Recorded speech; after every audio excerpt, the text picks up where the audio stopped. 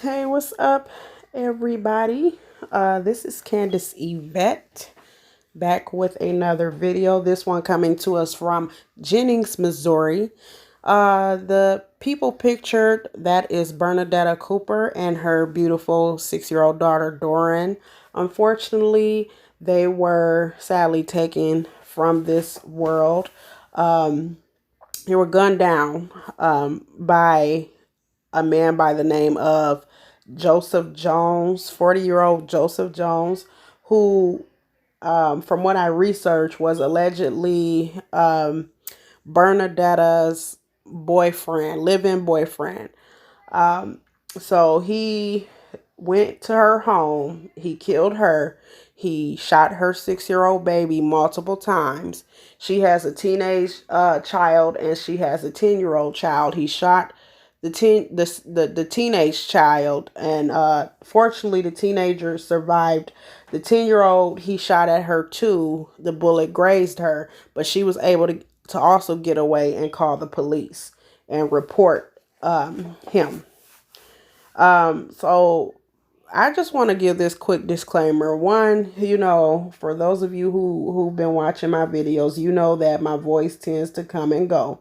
It is getting better. It's healing. I'm so happy that it's healing, because I'm tired of walking around here, especially with this pandemic going on and everybody kind of looking at me like I got the COVID or something. So just bear with me. That's one.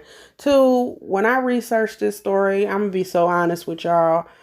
I was heartbroken. I was heartbroken at the things that I was seeing on news media sites, in their comment sections and things like that. It was people either bringing up, it was like, obviously racist people from the dominant community bringing up Black Lives Matter. And then it was also Black women and men blaming this woman for her own demise. And that really ticked me off, because no matter like what she was or who she was, I don't believe with any cell in my body that she deserved this. I don't believe that it was because of anything that she did that she got gunned down. I don't believe that. I believe when you take somebody's life, you are solely responsible. You are unless somebody has a gun to your head, then you are solely responsible for what you do to other people. And then what really ticked me off and let me know that she was involved with a monster is, one, when he murdered her 6-year-old baby, he shot that baby multiple times. He shot her multiple times, which let me know, one, that he had a lot of hatred and malice in his heart. Like, he was enraged. When you're enraged, that's worse than being angry, because enraged means that you don't have control over your actions. Like, it's almost like you tap, like a demon jumps into you and you start to do all these uncontrollable things, and you really don't see or don't realize what you're doing until after it's done. When you're angry, you're upset at something, but you can still control what has you in your feelings, so yeah. He was enraged when he did this. And then the other thing that had me upset about this story is because Joseph Jones is a felon. He is a felon. Now, while I will sit here now say that no, as far as Bernadetta Cooper, I will not blame her for what happened to her. I won't shame the victim. I don't believe in victim shaming. I believe once a person has paid with their life, it doesn't matter if they were a crackhead, if they were alcoholic, if they were a daredevil and enjoyed jumping off cliffs. It doesn't matter what they did. Once you pay with your life for something, in my opinion, you're back on square one. You paid for what you did. You paid for that debt. And she paid. She paid not only with her life, but the life of one of her children, you know?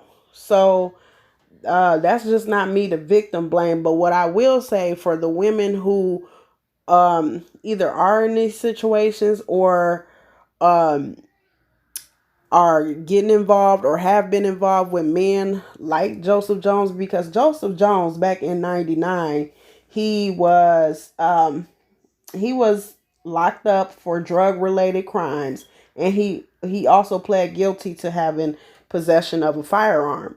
And then in 2019 he got in trouble with the law again, because at that point he was a felon and had a possession of a firearm. So me being a woman, if I'm getting involved with a man, the one thing that I do X off my list, and this should be pretty obvious for everybody, but for black women, for some black women, I don't believe that we're getting it. You should not be involved with anybody who has a criminal background at all. Like, especially if they're not working to change their life, or and they shouldn't, even then, if they are working to change their life, you should back off and let them change their life. Don't be involved with anybody with a criminal record, especially a person who isn't working towards anything, because we do have those instances where people who have a criminal past or a criminal history, they do a complete 180, they turn their lives around, and they are rehabilitated, they change, but they have to do that on their own. You can't help change a person. There's nothing you can do. A person has to want to change for their own, for the better. But in me saying that, the point I'm trying to get to is you should have certain standards for yourself. And when you're dating, if somebody is living that street life, especially if you have kids, black women, especially if you have kids, your kids, you should not ever bring any man around your children. And it's because of situations like this. I shouldn't be having to do a video over a mother and a precious 6-year-old baby losing their lives because of some idiot man, and it probably was over something stupid. Most of the time when I research these stories, even though I don't do the videos a lot, I still do research the stories, like behind the scenes. And a lot of times when I read up on these stories, most of these women, when they're murdered because the guy got in his feelings. You know what I mean?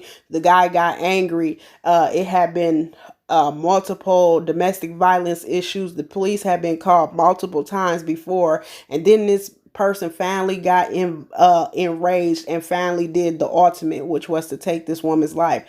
I just recently, and I'm still working with this young lady, I recently had a conversation with another young black woman, and I'm trying to see if she'll do an interview with me. If she'll do an interview with me on my channel, because she said something to me, and it was so eye opening, y'all, and it feel like so damning. She was in a domestic violence situation, and she said that she had called the police, and her abuser had went in front of the judge so many times that one time when they went to court, the judge looked at her abuser and told the abuser, like, I'm so tired of seeing y'all. I wish you hurry up and do what you gonna do. And she said that she ran out the courtroom and she was crying and she was upset when she heard that, because basically the judge was saying, go ahead and do the ultimate, like, go ahead and kill her so I can lock you up for life. That's how she interpreted what the judge said or whatever. And it was so damning to me, because I'm like, even the people who work in the criminal justice systems, they know the pattern, they know the routine of these relationships, and it doesn't change, ladies. It doesn't get better. If a person is not changing or working on themselves, and like I said previously, even if somebody is working on themselves, they do not need to be in a relationship. They don't need your help. They don't need your nurturing. They don't need you to care. They don't need any of that. All they need is a made up mind mind, and they will do the rest on their own. Do you know how many men I have turned away who wanted to have something more with me, but I have told them, like, I don't want to be in a relationship right now because I am still shaping my foundation. I'm still working on myself. And I don't need you there because right now you here is like a distraction to me. I mean, it's not going to help me in any way, shape, or form. But yeah, this story really broke my heart because of all the things that I was seeing in the comments on news media, social media pages about this woman and her child. And it should not have been that way. It should not have been that way, especially from black women and black men. Because, like I said to somebody earlier this week, I told this person, I didn't want to say her name, so I had to catch myself. But I told her basically, for black women to choose better, if we're really, really wanting black women to choose better and telling them to choose better and telling them not to choose criminals and telling them to choose men who can who are masculine and who will let them rest in their femininity, telling them to choose to be hypergamous, you know what I'm saying, and all these other things. If we really, really uh were able to get that into black women and black women started doing that, the reality is most of these black women would not be dating or even entertaining black men, and they know that. You know what I'm saying? They know that. They know that. They who I'm talking about black men. They know that. They know that once black women start to come up and wake up and raise their standards, you know what I mean? You can't keep lowering yourself for these men. You know, most of the time when a man really wants you or he wants to be in a relationship, if you have standards, he's going to step up to the plate.